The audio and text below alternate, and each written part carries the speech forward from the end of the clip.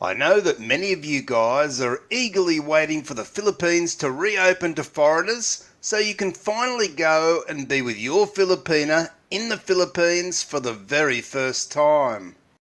No doubt, you and your Filipina will be very excited for this to happen so the two of you can see for sure if you guys are compatible where you can take the relationship to the next level. In this video, I'm going to tell you how meeting your Filipina for the very first time in the Philippines can affect you rather emotionally to the point that it may change you and who you are forever. So if you're planning on meeting your Filipina for the first time, or considering dating a Filipina in the future, or perhaps you're here to support my channel and give me some extra watch time, which by the way is greatly appreciated, then be sure to buckle up and stay with me here. Just before we dive into the video, if you enjoy this channel and you want more free valuable information and tips around creating an awesome relationship with a Filipina, then be sure to smash that subscribe button. Now what I can tell you here in this video is the profound emotions I felt and the effect it had on me when meeting my Filipina for the very first time. And it was something that I never really expected to happen, and really, this first meeting changed who I was as a person forever. And it wasn't just because I finally got to meet my girlfriend for the first time. Let me explain. When you're chatmates online, you may be chatting to your Filipina up to several hours a day. And even though you can see the conditions that she may live in, which are far different to how you live, it really doesn't have much of an impact on you. And whilst we realise she isn't living in total comfort and that life overall is what we would consider rather tough, we accept it and push it to the back of our mind. Over the months that we spend chatting to our Filipina chatmate, or girlfriend, whichever term you may prefer, we start to grow more fond of her and start to get some real feelings happening. And by the way, if you're searching for a Filipina, why not check out my affiliate link to the Philippines' #1 dating site in the pinned comment and description. Now one must know that after flying to the Philippines and meeting her in person, those feelings may greatly amplify as she shows you around her hometown and you get to meet her family and friends, and of course, the two of you spend some quality time together. It is here when the reality absolutely dawns on you that this woman that you're falling in love with is living a life that by all accounts is very difficult. Sure, we know that she may be used to the way that she lives in the Philippines, but now you've fully invested emotionally and given her your heart. The reality really hits hard, and this realization can change you forever. Being with her in person and experiencing her life firsthand is something you'll never forget, and really, it may even shock you. It's a strange thing that whilst you think that you know what you're walking into, one can never really be prepared the first time that you meet your Filipina. Speaking for me personally, in my experience back in 2013, I remember that we travelled from Manila to the province to meet a wonderful family who were so welcoming. They had a typical hollow brick Filipino style house, which by many standards in the Philippines was rather comfortable. I certainly had an enjoyable time there before we headed back to Manila, where I was staying in a 3-star hotel. I remember saying to my Filipina that I'd like to see where she lives, as I've only really seen it on camera, and even then it was just a narrow view. I knew that she was living in a boarding house with her sister, and she had previously explained that rents in Manila were high, which even though both her and her sister were working in good jobs, this boarding house was really all they could afford. So she agreed to take me there and show me where she was living.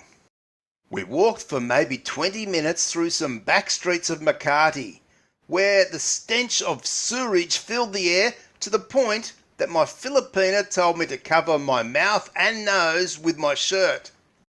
We walked up a side street that had many old, unstable buildings where many people were living. We arrived outside of my girlfriend's boarding house, and it looked so very old with a tin roof, and really, at first glance, it didn't look safe. But unbeknownst to me, at that time my worst fears were yet to hit me. As she opened the main door, there were a set of maybe 15 wooden steps that went straight up to where the boarding house rooms were. The stairway was very dingy, with not much light or ventilation. At the top of the stairs we turned right, and there was a long corridor with many small-sized rooms on both sides of that corridor. When we got to my Filipina and her sister's room, I noticed that the door wasn't secure, and when we walked in, it was a room no bigger than 5 by 4 metres, with no facility to cook. It was just one small space for 2 people, with a thin foam mattress on the floor. The room was so hot and humid that I felt rather claustrophobic, and then the realisation hit me hard, that if a fire was to start anywhere in this boarding house, that many people would die, as there was only one narrow exit in and out of that building. And really at that time I had clear visions in my head of fire raging and people screaming and trying to escape with their lives. Thinking that this could easily be the woman who my feelings were rapidly growing for and her sister made me almost hyperventilate, and I knew that I couldn't stay in that place any longer. So I calmly said that I'd seen enough, and we left. At that time I didn't want to tell my Filipina what I was feeling, because I didn't want to embarrass her, nor did I want her to think that I felt pity for her having to live in such dangerous conditions. After this experience, as I travelled around the Philippines, I saw things far more differently. I started noticing many other people living in similar or worse conditions, and I started comparing my privileged life with many Filipinos. How in God's name do I have the right to complain about anything in my country? I can't begin to imagine what it would be like to grow up in poverty and struggle to eat, and then be forced to live in such dangerous conditions because there are no other options. It made me feel so guilty for all the times that I'd complained about things in my country, which I'm sure many of the good people of the Philippines would gladly switch places with in an instant.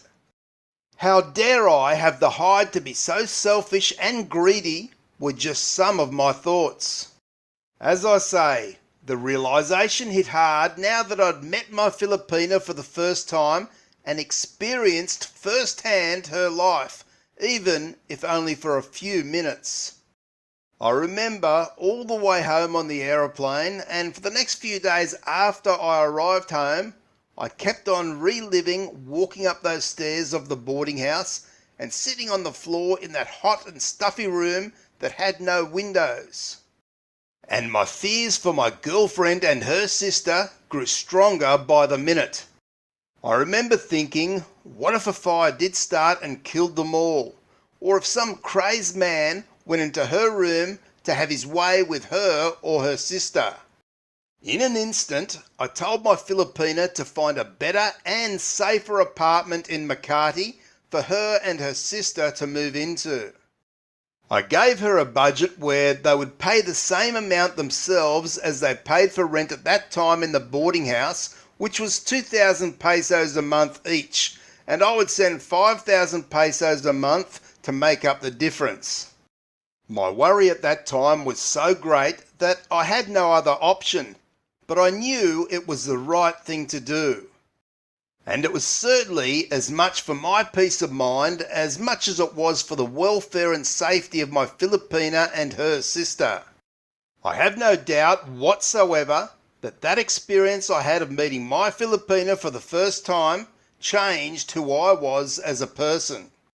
It made me much wiser to how many people all over the world live in such conditions that many in the West couldn't imagine. It made me appreciate my country and how lucky I've been to be born here, and not to complain about trivial things because many certainly have it much tougher. And really, it made me appreciate the toughness and resilience of my Filipina, as well as many other Filipino people who get on with life no matter what comes their way with a smile on their face. I have no doubt that meeting my Filipina for the first time was one of the most profound and life-changing experiences that I've ever had. And I'm so glad that my eyes and heart were opened by this experience.